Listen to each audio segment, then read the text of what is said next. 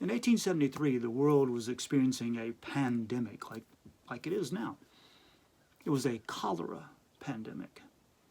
It came to Nashville in May of 1873. Some inmates at the penitentiary were sent to work on the Memphis-Paducah Railway line in West Tennessee.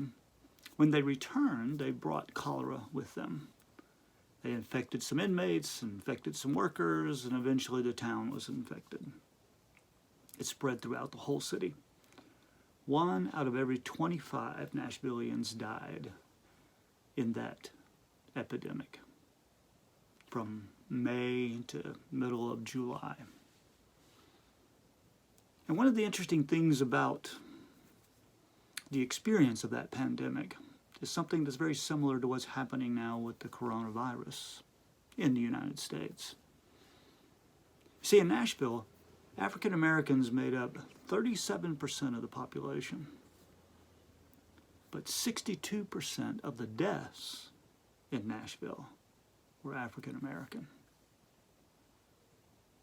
That no doubt relates to poverty, crowded conditions, but it also relates to how African Americans are treated.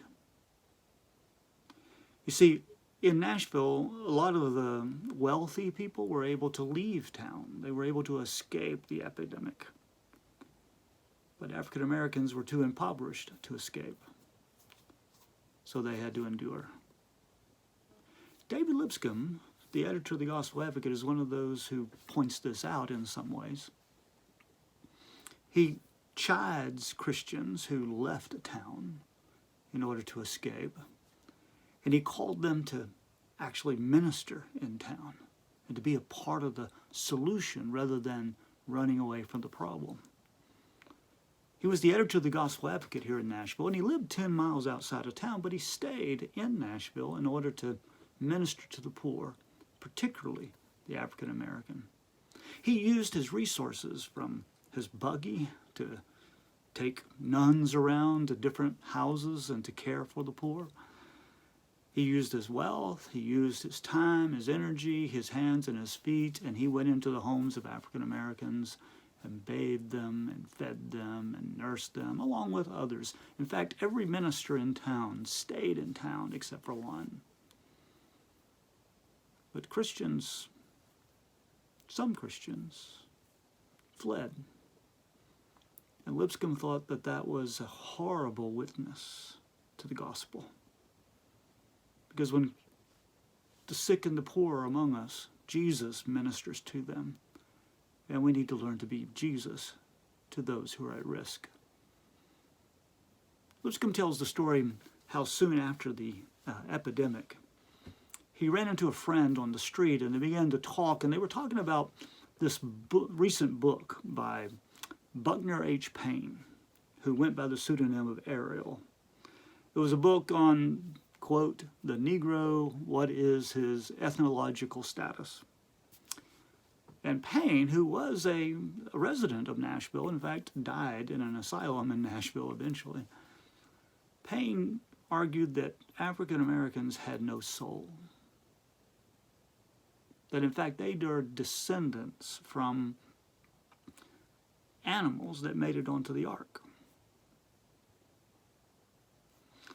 His book, Payne's book, has been used by white supremacists for ages. And Lipscomb had a conversation with a friend about Mr. Payne on the streets of Nashville. And in his conversation, he reflected on his experience, or drew on his experience, with African Americans in their homes. He thought that if he could have Mr. Payne for 1 week, just for 1 week, and Mr. Payne could go with him to minister to African Americans in their home and to care for them in their sickness and to be with them in their deaths, that he would learn that African Americans have a soul. See, Lipscomb believed that by feeding and nursing starving, sick, and dying African Americans, that whoever does that Whoever does that act of kindness or mercy would feel the kindling sparks of love grow within their hearts, and they would learn to love their neighbor. Maybe this is the time during the coronavirus that we need to learn to love our neighbors. Maybe it's a time that we need to learn some lessons about epidemics and about how certain populations are more affected than others. Maybe we need to think about what potential reasons might account for that.